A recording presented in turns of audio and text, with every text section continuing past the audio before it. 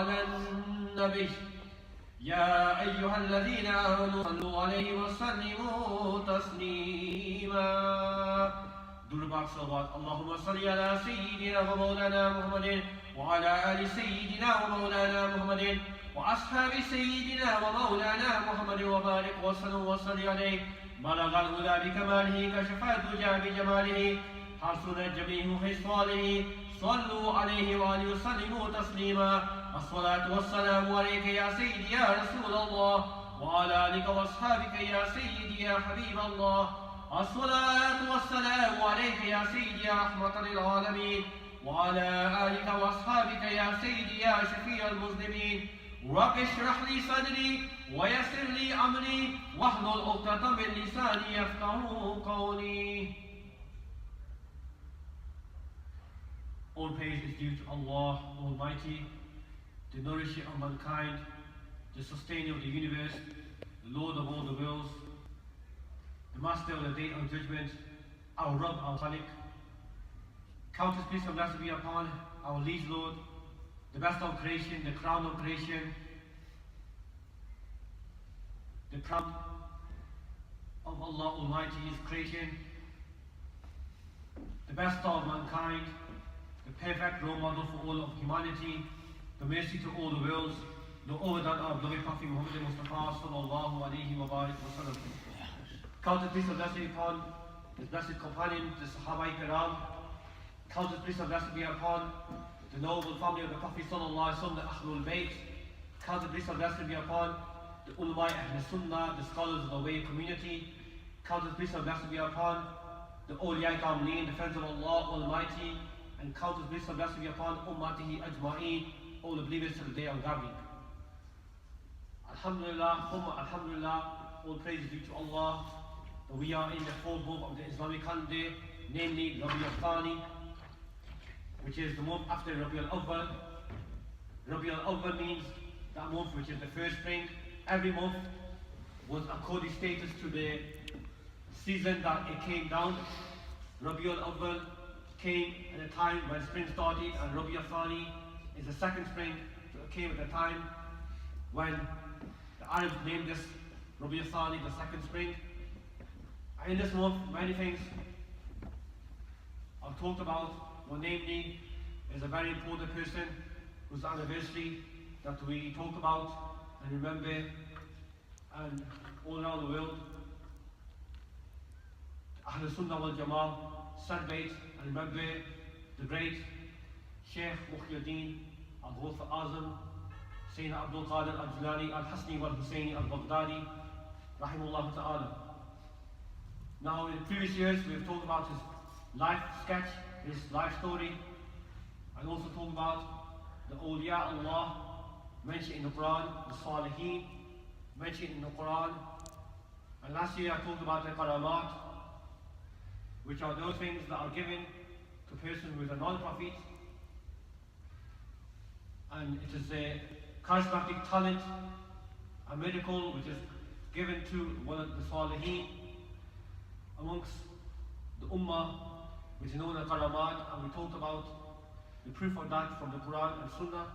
This year I want to talk more about the teaching of Shaykh Abdul Qadir Al-Jilani. For blessing purposes, the ayat of Quran Park I read to you today is of Surah Yunus, 62 and 63, which Allah Almighty beautifully introduces the concept of the awliya Allah. Allah Almighty states, Bismillahir Rahmanir Rahim, Ala inna awliya Allahi la khawfun alayhim wa la hum yahzanun, alladhina amanu wa kanu yattaqun. Now here Allah Almighty says, Allah, verily indeed, beware, inna, no doubt. So there is a taqeed upon taqeed, an emphasis upon emphasis, that what is about to be said is a very important matter. We have already talked about this verse of Quran Park in many detail in my previous Jummah lectures. That awliya Allah, that the friends of Allah Almighty, la khawfun alayhim wa la hum yahzanun, that they don't have no fear of what will happen in the future, wa la hum yahzanun, and they don't have any grief. And if you could recall your memory, The tafsir of this is done from the Quran itself and also the Prophet sallallahu alaihi wasallam. We'll just for recap, the Prophet sallallahu alaihi wasallam said in Sahih at-Tirmidhi, which is Sahih hadith, but the Prophet sallallahu alaihi wasallam mentions that on the day of judgment there will be certain people who will be sitting on pulpits of light.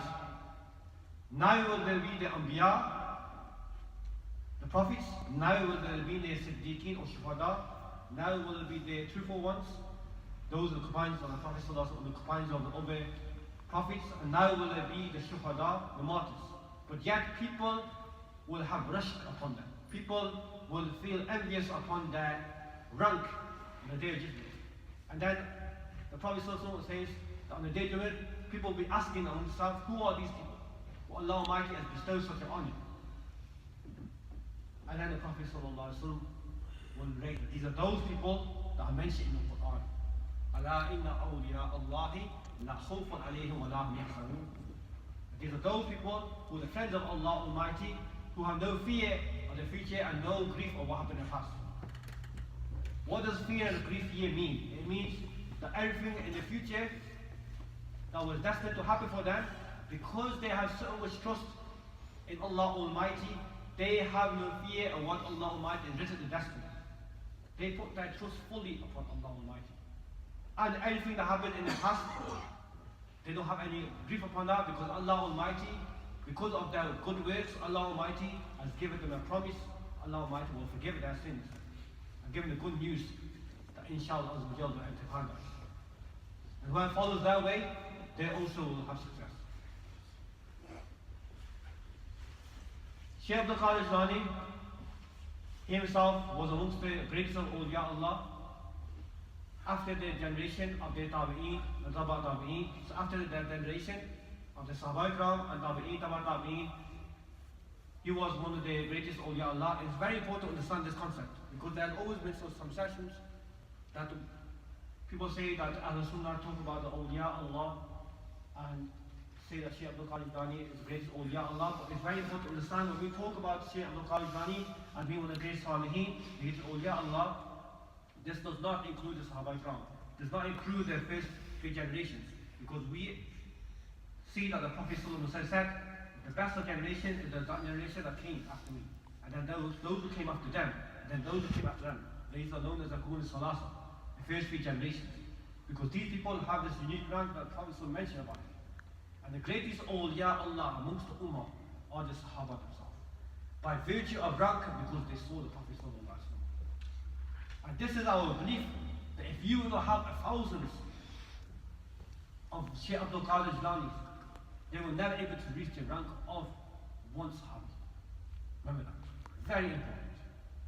Because the Sahabi has that virtue, that no matter how many good works someone else does, he has a virtue that in the state of Iman, in the state of faith, he saw the Prophet sallallahu alaihi wasallam, until the day he died, he stayed in a state of Iman, in the state of faith. Even if that state of faith lasted for a moment, or it lasted for a whole lifetime, because of his rank of Sahabi, no one else could reach that. Shaykh Abdul Qadir Jilani rahimahullah ta'ala wrote many works to guide people. Remember, the awliya Allah are those people that whatever they write upon the way of Quran and the way of Sunnah. These are those people who are the true, as the Tirmidhi Shareef hadith, al-ulama wa rasatul anbiya. The scholars are true, the height of the prophets. Because the prophets don't leave any dinar and dinar behind. They leave knowledge behind, and the legacy of this knowledge is carried on, will be carried on through the great ulama. And the ulama who are the ones that practice are the ones who are the true awliya Allah. So the awliya Allah are the ones who are the true ulama. And this is something that these are not separate things. Ulama and awliya Allah. These are two which are exactly the same. It's just that the awliya Allah are the ulama, or they are the ones who are the highest rank of Islam. And they practice what they say. And they practice what they preach. And amongst the greats of them was Shaykh Abdul Qadir Jilani. He wrote many works. Most famously was Al-Qunood, which was the Secrets for the Provision of Truth, which is 5 volumes, and this talks about fiqh. He was a humble imam, a humble faqih. And then he talks about the spiritual side of things. And he wrote Sirul Asrar, Secret of Secrets. One of the books I want to talk from today is one of the books called Futul al-Khair, which is Revelation on the Scene. And these are 80 discourses, 80 lessons he gave his disciples. He gave his people who sat down in his lectures and talked to them, tried to go on the way of the path of Allah Almighty, and the path of Deen to get close to Allah Almighty. And these are beautiful, short, but sweet advice, discourses to the people, and even are relevant to today. And today I just want to talk about the third discourse, and we can understand that this is the nature of a human being.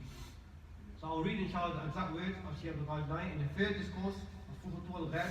He says, Rahimullah Ta'ala, when the servant of God is in the grip of a trial, he first tries to escape from it with his own efforts. So whenever a mu'mineen, whenever a believer is in trial, hardship, the first thing he tries to do in this situation, he tries to get out of the situation, he uses a method to try to get out. It doesn't matter what it is, religiously, economical, financial, spiritual, whatever it is, he exerts his own efforts. And then the Shareef goes on and he says, when he fails in this, he seeks to help others from amongst the men of kings and authority, the people of the world, the man of wealth, and in case of illness and physical suffering, from physicians and doctors. So depending on what type of problem he is facing, he seeks someone who is above it in authority to try to get out of that problem. So this is the nature of a person. First he tries to deal with that problem himself. If he cannot do that, then he goes to people who can help him out. When this fails, he then turns to the Creator and Lord, the Great and Mighty, and applies to Him with prayer and humility and praise. So when this stage fails, when not even the creation, the people cannot help him, then he finally goes back to Allah. This is the nature of human being. And this is not just talking about the Muslims, it's not talking about just the mu'mineen. This is talking about every human being. His fitrah, his nature is that when he cannot see any help from anyone in creation, automatically from his heart, he inclines to an upper power, to a greater power, above him. Even though he does not acknowledge it by his tongue, his heart tells him that he needs help from a creator, an unseen force. And he shouts out, his Lord. So he cries out for his Lord. So first, a person seeks help, tries to help himself, remedy himself, solve his own problems. If he can't do that, then he goes towards the people. If he can't still do that, then he turns towards his creator. And then the Shaykh carries on, he says, so as long as he finds the resources in his own self, he does not turn towards the people, and so long as he finds resources in the people, he does not turn towards the Creator. So if he finds resources in himself, as long as he finds the ability and the things that can help him to sort himself out, as long as he's got the expertise himself around him, he will sort the thing out himself. He won't go to any people. And as long as he sees the expertise in people and he trusts in them, he will not go to the Creator. So it's all about his trust. If he trusts himself, he will not go towards the people. So, let's just talk about this. If he trusts the people, he will not go towards his Creator. But we are going to the part where all this goes away. Where a person does not have the ability to help himself. When a person cannot find any help from anyone else except for his Creator, Allah Almighty. Now what happens? Now this is where a person, Allah Almighty, in His secret and in His infinite wisdom, is helping his person. That's what Shaykh continues to do. Further, when he does not get any help from God, he throws himself in His presence and continues in the state, begging and praying and humbly entreating and praising and submitting his needs in fear and hope. God the Great, Mighty, however, tires him out in his prayer, as does not accept him until he is completely disappointed in all the means of the world. Then the decree of Allah and the work of His is manifested through him, and then the servant of God passes away from all the worldly means and activities and efforts of the world and retains just the soul. So then the time comes that that person, when he starts doing dua and supplication with Allah Almighty, he sees that nothing's happening. Then he increases in prayer, he begs and pleads Allah Almighty, he cries his nights, he cries and cries, he increases his worship. And as he increases worship, then the world around him looks distasteful. He doesn't like the world anymore. And then this is something that Allah Almighty is making him do. Then he gets to a point of despair when he thinks there's nothing else to help me at all, except for Allah Almighty. And he cries and cries. So much that he thinks there's no hope now. And that moment when he loses all hope of everything, and he only knows that his hope is Allah Almighty, and he distances himself from all of creation, all of the people of the world, then Allah Almighty manifests his help. Then Allah Almighty helps him in the best of minds, or in ways that in circumstances he cannot foresee. But this only can happen when that person totally distances himself from this world. And that is, my brothers, what we're lacking today. We are lacking this trust in Allah Almighty. And when we pray, when we do dua, what do? We try to run away. We can't even do our dua properly. Dua in Sahih Tirmidhi, in Sunnah Tirmidhi Hadith, dua mukhul ibadah. Dua is the essence of a person's worship. And yet we are failing that in ourselves. Dua can be done all the time. But especially in special occasions like the day of Jummah, when you pray at home, after your prayer, after your salah, whenever you're in time of need, prayer is something that we should increase. Do not underestimate the prayer. Allah Almighty is close to you, and you will obey. Allah Almighty is close to you. The question is, are we close to Allah Almighty? Are we trying to get close to Allah Almighty? That's why I say many times before, again, I'll say it again, respectfully. At the time of Jummah, we come to read Jummah. And someone, as soon as the first salah is gone, we run. This is the day of Jummah, the day of our Eid, the day which is known as the chief of days. The Prophet mentioned this in our day of Eid, every Friday. And there's a time in Jummah when prayers are accepted, but that is made masjid, that is made a secret. No one knows that time. So my dear brothers, I request you that when the prayer happens, the collective prayer happens at the end, try to pray at that time. And pray in earnest, and pray with certitude that what Allah Almighty has ordained for you, Allah Almighty shall give. Remember, there are three things in prayer. Either Allah Almighty will grant your prayer. If He doesn't grant your prayer, then Allah Almighty will give you something better in that place. It could be that what you are praying for, Allah Almighty does not want that for you. كتب عليكم وهو لكم وعسى أن تحبوا شيئا وهو خير لكم وعسى أن تكرهوا شيئا وهو شر لكم. That sometimes you might think that something that is good for you, but in essence that thing is distasteful for Allah Almighty. Something that is distasteful for you, but Allah Almighty knows that's good for you. Like a doctor gives you medication. You do not like it, but you know that the medication that you do not like, it doesn't taste nice, but it's good for you. In the same way, there are certain things that happen in your life that you may not like, but Allah Almighty was testing you and let you go through that because He wants you to be a better person. And there's certain things that you want in life. You want to get a certain job. You want to get married to a certain person. You want to open up a certain career opportunity. Allah Almighty doesn't want that to do to you, and you feel upset about it.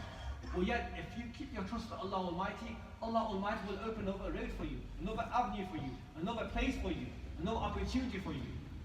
And you cannot even imagine. But the condition is you keep your faith in Allah Almighty.